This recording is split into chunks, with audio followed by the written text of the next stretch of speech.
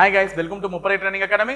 So guys, எல்லாருமே வெளியே தமிழில் பார்த்துட்டு தான் வந்திருப்பீங்க. என்ன அப்படின்னு பார்த்தீங்கன்னா, போலீஸ் எக்ஸாமுக்கு படிக்கிறீங்களா, வாட்ஸ்அப் இன்ஸ்டாகிராம்லாம் யூஸ் பண்ணுங்க, ஈஸியா பாஸ் செய்யலாம் அப்படின்னு சொல்லியிருக்கேன். என்ன சார், வாட்ஸ்அப் இன்ஸ்டாகிராம் யூஸ் பண்ணியே பாஸ் செய்யலாமா அப்படின்னு சொல்லிட்டு நிறைய பேர் ஆர்வமா இருப்பீங்க. ஏன்னா நம்மளுடைய தினசரி பொழுதுபோக்கே அதுதானே. அந்த பொழுதுபோக்கை போய் மாத்திக்க முடியுமா? காலையில் எழுந்தவுடன் படிப்பு, பின்பு காதிற்கினிய நல்ல பாட்டு, மாலை முழுவதும் விளையாட்டு, இப்படி பழக்கப்படுத்திக்கங்கன்னு பாரதியார் ஓடி விளையாடு பாட்டு பாப்பான்ற பாட்டுல வந்து ஒரு வரியா சொல்லியிருப்பார். காலையில் எழுந்தவுடன் படிப்பு, பின்பு காதுக்கு குளுமை தரும் பாட்டு, மாலை முழுவதும் விளையாட்டு என்று பழக்கப்படுத்திக்கொள் பாப்பா அப்படின்னு சொல்லி நடத்தியிருக்காரு. ஆனா நம்ம என்ன படுத்திக்கிட்டோம்? காலையில் எழுந்தவுடன் வாட்ஸ்அப்பு, பின்பு நல்ல கனிய பொருள் தரும் இன்ஸ்டாகிராமு, பின்பு பொழுதுகளை மறக்க செய்யும் ஃபேஸ்புக்கு அப்படின்னு சொல்லிட்டு தான் வரிசைப்படுத்திருக்கோம். ஸோ இதெல்லாம் செஞ்சா எப்படி பாஸ் செய்யலாம் அப்படின்றத பார்ப்போம். ஸோ அதுக்கு முன்னாடி எங்க இன்ஸ்டியூட் தரப்புல வந்து ஒரு சின்ன அனௌன்ஸ்மெண்ட் என்ன அப்படின்னு பாத்தீங்கன்னா, டிஎன்எஸ்ஆர்பி எஸ்ஐபிசிக்கான புதிய வகுப்புகளுக்கான அட்மிஷன்ஸ் எங்களுடைய 3 பிரான்ச்சஸ், அதாவது வேலூர், திருச்சி அண்ட் விருதுநகர் 3 பிரான்ச்சஸ்லுமே போயிட்டு இருக்கு. ஸோ அட்மிஷன்ஸ் போடணும்னு விருப்பமுள்ள நபர்கள் அந்த கன்சர்ன் டீடைல்ஸ் நம்பருக்கு நீங்க கால் பண்ணி கேட்டீங்கன்னா அதுக்கான டீடைல்ஸ் வந்து உங்களுக்கு ப்ரொவைட் பண்ணிடுவாங்க.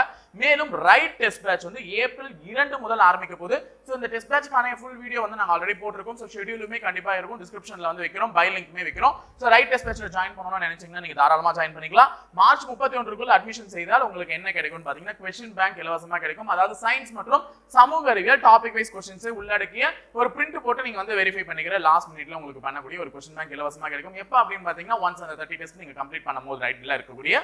அடுத்தது 4 பாக புத்தகங்கள் எஸ்ஐ மற்றும் பிசி தேர்வுக்கு வந்து விற்பனையில் இருக்கு. சோ புக்ஸ் வேணும்னாலும் நீங்க இந்த நம்பர்ஸ்க்கு கால் பண்ணி கேட்டீங்கன்னா இந்த 3 டீடைல்ஸ் பத்தின இன்ஃபர்மேஷன்ஸ் உங்களுக்கு ப்ரொவைட் பண்ணுவாங்க. சரி, நம்ம போலாமா?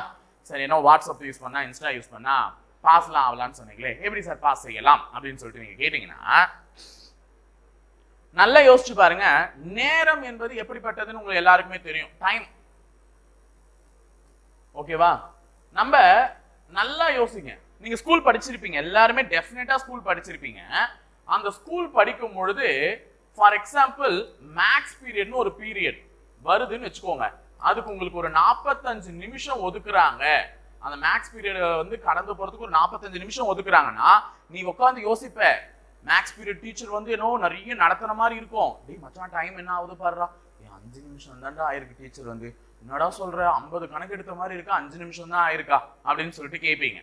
ஸ்கூல் டேஸ்ல அந்த ஒரு நாளையும் நீங்க கடந்து போவீங்க. அதாவது திங்கள்ல இருந்து வெள்ளிக்கிழமை வரை நீங்க கடந்து போகும்போதே வந்து பாத்தீங்கன்னா, அப்பாடா எப்படா சனிக்கிழமை வரும், எப்படா ஞாயிற்றுக்கிழமை வரும் லீவு அப்படின்னு சொல்லிட்டு அவ்வளவு வேகமா கடந்து போச்சு கிடையாது. அவ்வளவு மெதுவா ஒவ்வொரு நாளும் ஆமை போல வந்து நகர்ந்து போயிருக்கு. கரெக்டா? இது உங்களுடைய ஸ்கூல் டேஸ்ல நடந்திருக்கும். எல்லாருமே மோஸ்ட் அன்ஃபர்கெட்டபிள் மெமரி இது கண்டிப்பா இருக்கும். யாராலையுமே கண்டிப்பா மறக்க முடியாது. ஆனா இப்ப இருக்கக்கூடிய காலகட்டத்தை எடுத்துக்கோங்க, நேரம் எப்படி போகுதுன்றத பாருங்க. வாமா மின்னல்னு சொல்ற மாதிரி திங்கள் வருதா, திடீர்னு பார்த்தா சனிக்கிழமை, வீக்கெண்டுக்குள்ள அதுக்குள்ள வந்துட்டோமா, மறுபடியும் வீக் ஸ்டார்டிங்ல வந்து திங்கக்கிழமை இன்னைக்குன்னு குதிச்சாச்சு. திருப்பி இப்படி போறதுக்குள்ள என்ன ஆயிடும், வெள்ளியும் சனியும் வந்து நிற்கும். இப்போ நேரம் வேகமா போகுது. அதுக்கு காரணம் யாரு? முழுக்க மனிதர்களாகிய நாம் சோசியல் மீடியால எங்கேஜ் ஆன ஒரு விஷயம் தான். காலையில் எழுந்தவுடன் வாட்ஸ்அப்பு, பின்பு கனிவு தரும் இன்ஸ்டாகிராமு, பின் பொழுதுகளை மறக்க செய்யும் ஃபேஸ்புக்குன்னு சொல்லிட்டு பாரதியாருடைய ஓடி விளையாடு பாப்பான்றதையே முழுக்க மறக்கடிச்சு நம்மளுடைய வளரும் சந்ததியினருக்கும் சரி, வளர்ந்த நம்ம சந்ததியினருக்கும் சரி, முழுக்க ஒரு சமூக வலைதளங்கள்ல மூழ்கி நம்ம இன்னைக்கு என்ன ஆயிட்டோம், இந்த நிலைமைக்கு வந்துட்டோம். கரெக்டா? ஒரு வேகமா போகக்கூடிய ஒரு நாட்களா மாத்திட்டோம். ஆனா அதே 24 மணி நேரம் தான் இருக்கு, வேற எதுவும் மாறல. ஆனா இன்னைக்கு அவ்வளவு வேகமா என்ன ஆகுது, பொழுது போகுது. ஸோ நேரம்ன்றது ஒரு கையில தண்ணி எடுத்து வச்சுட்டு இருக்க மாதிரி தான்மா. எவ்வளவு நேரம் உன்னால இழுத்து பிடிக்க முடியும்? அது கரைஞ்சு கண்டிப்பா போயிடும், கண்டிப்பா கையை விட்டு வெளியே போயிடும். அப்ப நேரம் என்பது உன் கையில நீ பிடிக்க முடியாத ஒரு தண்ணீர் போலதான், கரைஞ்சு தனியா வெளியே போய் தான் தீரும். கண்டிப்பா அந்த நேரத்தை இன்னைக்கு வரை நீ யூட்டிலைஸ் பண்ணிக்கிறேன்னா கண்டிப்பா இல்லையே. போலீஸ் எக்ஸாமுக்கு படிக்கிறேன்ற என்னத்தை படிச்ச?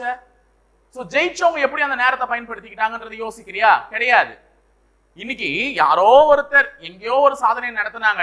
இப்ப நமக்கு எவ்வளவு உலகமே எதிர்பார்த்து சுனிதா வில்லியம்ஸ் அவர்கள் ரிட்டர்ன் ஆனாங்க. ஒரு மிகப்பெரிய சாதனை, விண்வெளியில போய் 9 மாதங்களுக்கும் மேலாக தங்கி அங்கிருந்து ரிட்டர்ன் ஆனாங்க.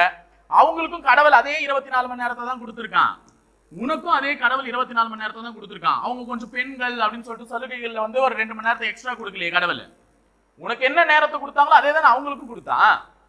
அப்ப உனக்கு கொடுத்த நேரத்தை நீ சரியா பயன்படுத்திக்காம, நீ அந்த வெற்றியை நோக்கி போகாம, நீ வந்து சமூக வலைதளங்கள்ல ஈஸியா மூழ்கி நீ கெட்டதும் இல்லாம கடைசியில வந்து எதுவுமே சரியில்லை, கொஸ்டின் சரியில்லை, கேள்வி கேட்டவன் சரியில்லை, போர்டு சரியில்லைன்னு அவங்களை கம்ப்ளைண்ட் பண்ணி என்னமா ஆக போகுது சொல்லுங்க பார்க்கலாம். நல்லா யோசிச்சு பாருங்க. நீங்க போய் போர்டை பத்தி கம்ப்ளைண்ட் பண்றீங்க, இல்ல அவங்க சரியில்லைன்னு சொல்றீங்க, எல்லாமே ஓகே, எல்லாமே ஓகே. ஆனா நீ என்ன சரியா இருந்த? அதுதான் என்னுடைய முதல் கேள்வி. இந்த தேர்வுக்குன்னு படிக்க வந்துட்டல, இந்த 24 மணி நேரம் உனக்கு கொடுத்த மாதிரி ஒரு 24 மணி நேரத்தை கடவுள் வேற யாருக்கும் கொடுக்கல. அதை நீ எந்த அளவுக்கு பயன்படுத்தணும், நீ எப்படி யோசிச்ச? என்ன சார் ஏதோ வாட்ஸ்அப் இன்ஸ்டாகிராம்ல யூஸ் பண்ணா பாஸ் செய்யலாம்னு சொல்லிட்டு என்னவோ வந்து வருத்து எடுக்கிறீங்களா? ஆமா, பாஸ் செய்யலாம். எப்படின்னா ஒரு டே, ஒரு நாளை ஈஸியா பாஸ் செய்யலாம். பாஸ் அப்படின்னா நீ நினைக்கிற மாதிரி வெற்றி மட்டும் கிடையாது, கடந்து செல்லுதல்னு ஒரு அர்த்தம் இருக்கு. கடந்து செல்லுதல். அந்த டேவை நீ என்ன பண்ற? கடந்து செல்கிறாய். ஈஸியா பாஸ் பண்ணிடுற ஒரு டேவை.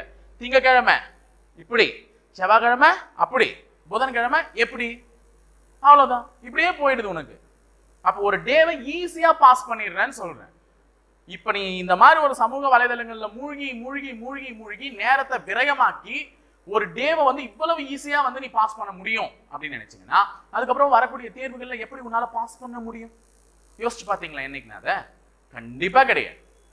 நான் மறுபடியும் சொன்னதுதான், ஒவ்வொரு மனிதனுக்கும் அந்த கிடைத்திருக்கக்கூடிய 24 மணி நேரத்துல எப்படி பயன்படுத்தலாம் அப்படின்றத எவன் ஒருத்தன் யோசிக்கிறானோ அவனுக்கு மட்டும்தான் அந்த வெற்றின்றது கண்டிப்பா கிடைக்கும்.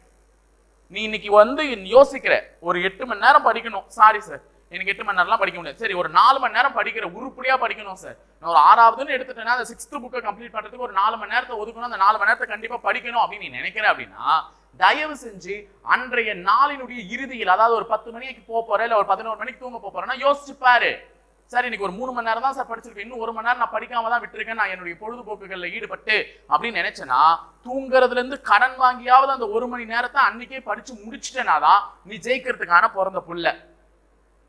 நீ அதை போயிட்டு விட்டுட்டு 1 மணி நேரம் தானே படிக்கல, நாளைக்கு பாத்துக்கலாம், நாளை மறுநாள் பாத்துக்கலாம் அப்படின்னு தள்ளி போட்டனா உன் வேலையும் தள்ளி தான் போகுமே தவிர உன்கிட்ட வராது. அப்ப நீ தள்ளி போடதான் வேலை உன்கிட்ட இருந்து தள்ளி போதே தவிர நீ அதுகிட்ட இருந்து தள்ளி வைக்கல. அதை ஃபர்ஸ்ட் புரிஞ்சுக்கிட்டு படிங்க. இன்னைக்கு இருக்கக்கூடிய சூழ்நிலையில நோட்டிபிகேஷன் வர்றதுக்கு இவ்வளவு டிலே ஆகிற ஒரு பட்சத்துல உனக்கு எல்லாம் கிடைச்ச ஒரு மிகப்பெரிய கருணை காலம் இது, கிரேஸ் பீரியட்னே நான் சொல்லுவேன். இந்த கிரேஸ் பீரியடையே நீ இப்படி வந்து உதாசீனப்படுத்தி உபயோகம் இல்லாம ஆக்கி விட்டுட்டேன்னா கடைசியில யாரை நம்பி நீ உட்கார்ந்து அந்த எக்ஸாமுக்கு படிச்சு பாஸ் ஆகணும்னு எனக்கு தெரியல சத்தியமா. இதை விட்டுட்டு எதுக்கு வந்தோம், ஏன் இந்த உலகத்துக்கு வந்தோம், ஏன் என்ன நம்மளுடைய குறிக்கோள் என்ன, அது ஒரு விஷயத்தை தெரியாம ஒருத்தன் பயணிக்கிறான் பாரு, அவனுடைய முடிவு கண்டிப்பா விகாரமா தான் இருக்கும். அவனுடைய முடிவு போய் பாருங்க, அந்த டெஸ்டினேஷனுடைய பாத்தினுடைய எண்டிங் வந்து கண்டிப்பா விகாரமா தான் இருக்கும். அவனே எதிர்பார்க்க முடியாத அளவுக்கு விகாரமா இருக்கும். ஏன்னா அவனுடைய குறிக்கோளை மறந்துட்டான். படிக்கிறதுக்கு வந்தான், படிக்கிறது இல்ல, இங்க வந்து வேலை வாங்கிட்டு போகணும்னு வந்தான், அதுக்கு இல்லை. ஏன்னா எல்லாமே அவனுடைய திசைகள் பிரிய ஆரம்பிக்குது. அப்போ அவனுடைய கவனங்கள் சிதறும் பொழுது அந்த கவன சிதறல்கள் அவனுடைய பாதை பலவாரா பிரிஞ்சு கடைசியோட அவனுடைய முடிவு விகாரமா தான் இருக்கும். நீ படிக்கிறதுக்கு தான் வந்த, என்னுடைய குறிக்கோள் அந்த காக்கி சட்டையை எடுத்து அணிவது மட்டும்தான் அப்படின்ற ஒரு முழு நோக்கத்தோட இருந்தனா கண்டிப்பா என்ன பண்ணலாம், பாஸ் பண்ணலாம். கண்டிப்பா பாஸ் பண்ணலாம் அந்த தேர்வுல. இல்ல நான் வாட்ஸ்அப் தான் யூஸ் பண்ணுவேன், நான் இன்ஸ்டாகிராம் தான் யூஸ் பண்ணுவேன், நான் ஃபேஸ்புக் தான் சார் பார்ப்பேன்னா நீயும் பாஸ் பண்ணலாம். என்ன டேஸ், தேர்வை பாஸ் பண்ண முடியாது, டேஸை ஈஸியா பாஸ் செய்யலாம். அப்ப டேஸை பாஸ் செய்யறது ரொம்ப முக்கியமா இல்ல தேர்வுல பாஸ் செய்யறது ரொம்ப முக்கியமான்றதை யோசிச்சீங்கன்னா கண்டிப்பா இந்த வீடியோவினுடைய எண்ட்ல ஆமா சார் நான் படிக்க தான் சார் வந்திருக்கேன்னு சொல்லிட்டு கையை தூக்கிட்டு இதுக்கப்புறமா நான் படிக்கிறேன் சார் அப்படின்னு சொல்லிட்டு போய் படிக்க ஆரம்பிச்சிடுவீங்க. ஓகேவா? இது வந்து உன்னுடைய நேரத்தை வீணடிக்கிறதுக்கு இல்லை. அதாவது உனக்கு மறுபடியும் இந்த ஞாபகப்படுத்துறேன், இருக்கக்கூடிய நாட்கள் மிகவும் குரூஷியலான பீரியட். இந்த நாட்களை நீ ஒழுங்கா பயன்படுத்தணும் அப்படின்னு சொல்லிட்டு உனக்கு மறுபடியும் ஒரு விஷயமா, உனக்கு ஒரு சகோதரனா இருக்கலாம், இல்லைன்னா உனக்கு ஒரு நண்பனா இருக்கலாம், இல்லை உனக்கு ஒரு வெல்விஷரா இருக்கலாம், எனக்கு என்ன வேணா நினைச்சுக்கோ அந்த இடத்துல. அதுவா இருந்து நான் உனக்கு ஞாபகப்படுத்துறதுக்காக தான் மறுபடியும் வீடியோ மூலமா வரேன், அவ்வளவுதான்.